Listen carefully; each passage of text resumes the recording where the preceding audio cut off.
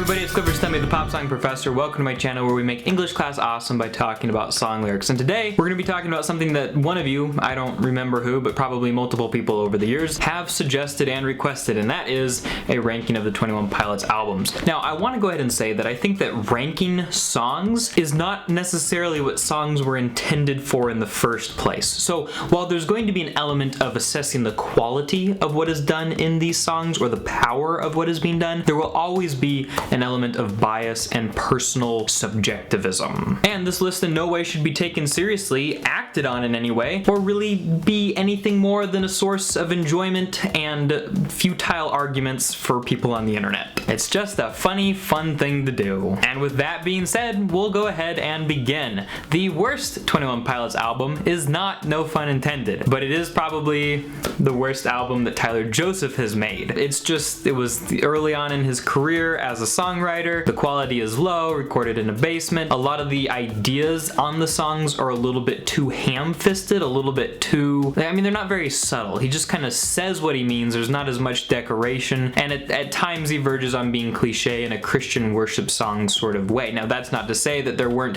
huge elements of a lot of the awesome things that we would come to expect from 21 Pilots, such as the scream or some of the raps, and a lot of really interesting, unique things being said, as well as kind of that sincerity and honesty that we know him for, but it hadn't quite been perfected yet. The fifth best album, I would say, is Self-Titled. Self-Titled has a little bit of the roughness of No Fun Intended, but it's altogether much more well put together. Probably the biggest thing that keeps Self-Titled from being a great album instead of just a good one is the presence of songs like The Pantaloon, maybe Air Catcher, a couple of others where the ideas just feel a little bit half-formed, and the musical style, while, very 21 Pilots in its eclecticness, doesn't feel completely solidified. There are some songs in there that feel like it was supposed to be a deep thought, but I don't feel like it ever completely pans out, such as in perhaps Johnny Boy. And then there are some like March to the Sea, which are really good, but at the same time, it just feels like a very obvious metaphor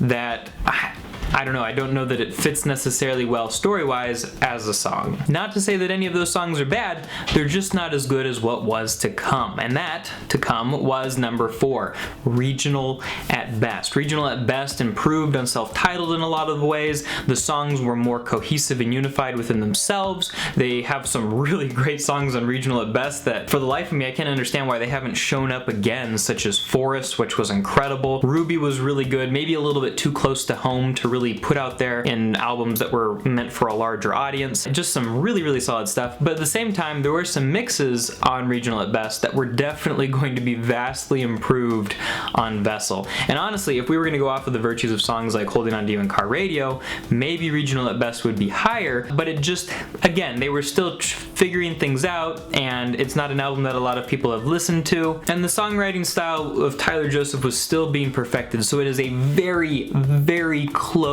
number 4 behind the number 3, which is Blurryface. Blurryface is a fantastic album with songs that are put together superbly well. Stressed Out, Ride, Lame Boy, The Judge, and it's a very interesting concept album. The album itself overall is cohesive. There's the requisite song to his wife, and various mentions of Blurryface throughout, which makes this album very interesting as a story concept. There's a lot of really good songs on there that stand well and alone, but this album was not as good as what was to come most recently, and I think that was number 2, which is Trench. Trench is another concept album, and it is just so well produced, so interesting, and so unique musically. There's a lot of very diverse songs on there. You go from Jumpsuit to Leave the City, back to Morph, and then on to Levitate. There's a lot of diversity on here, but the sound still feels cohesive throughout, especially when you consider that some songs are named things like Nico and the Niners. You have to realize that some of these songs don't really stand on their own apart from the album, at least on a concept level. Musically, they're just fine. So this album is really solid, and it tells a fantastic story. I either have or will be putting up another video where we kind of talk about how this album is going to be a launching point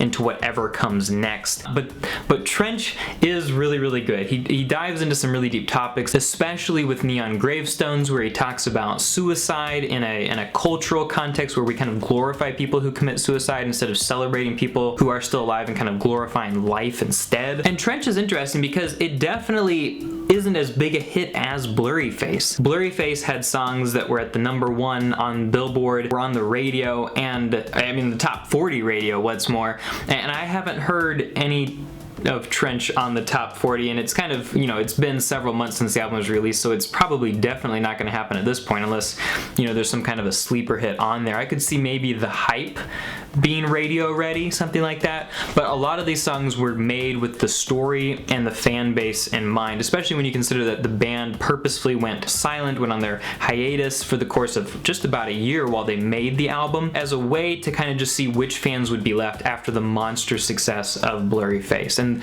the album didn't disappoint. It definitely was an album for fans, and it hasn't really hurt their tour sales at all. So things seem to have worked out really well for them, and the album is fantastic. And of course, that takes us to the very best 21 Pilots album in my opinion. My humble opinion. Anybody who disagrees with me is entitled to their own opinion, because rankings are not about who is right and who is wrong. It's just about having fun. And I would say that Vessel is the strongest album from 21 Pilots, largely because I think that almost every single song on that album is a gosh darn work of art. Really, I think it's that each song stands alone, and there are some real powerhouses of songs in there that each have like this, you know, this level of depth that just blows me away. Car Radio, Holding On To You, Migraine, all this good stuff, guys. And then you have, and Trees is on there too. I guess Trees was also on an earlier album or two, but it is on there. Yeah, I wasn't going crazy. But we also have Guns for Hands, we have Semi-Automatic, The Run and Go, Ode to Sleep got on there, Fake You Out, Truce, and there are a couple of songs in there, like I think that probably the weaker ones on that album are maybe The Run and Go, Screen somewhat, and then perhaps Truce, but there are some really solid songs in there, and that album just, I don't know, I feel like it stands for the heart of what 21 Pilots is. It's going to be hard for me to ever associate another album more closely with 21 Pilots, no matter how much duct tape they use, because this was, you know, this was the album that introduced me to 21 Pilots, and that's where my bias comes in, I think. But some of these songs speak so strongly to me, and I don't think that the fact that this album is, in my opinion, their best takes away from the power of later stuff. I feel like this album acts as a sort of doorway into that stuff, and maybe other albums wouldn't have been strong enough to get me through that doorway. I don't know, maybe. But Vessel definitely did, and I couldn't be happier that it introduced me to the other albums that they've been creating or have created. So those are my opinions. That's what I think about 21 Pilots albums ranked, and now anytime people ask me this in the future, I can just link back to this video, so that's fun. I'd love to hear what you guys have to say about these songs, and I've got a couple video suggestions for you. This video I think is really funny. It's about the Skeleton Click described in 6 words by commenters like you. And this is a video where I asked you guys to submit band names, and then I ranked them. You'll never guess where 21 Pilots is. It wasn't at the top. Scandal. Thanks for watching, guys. Talk to you next time.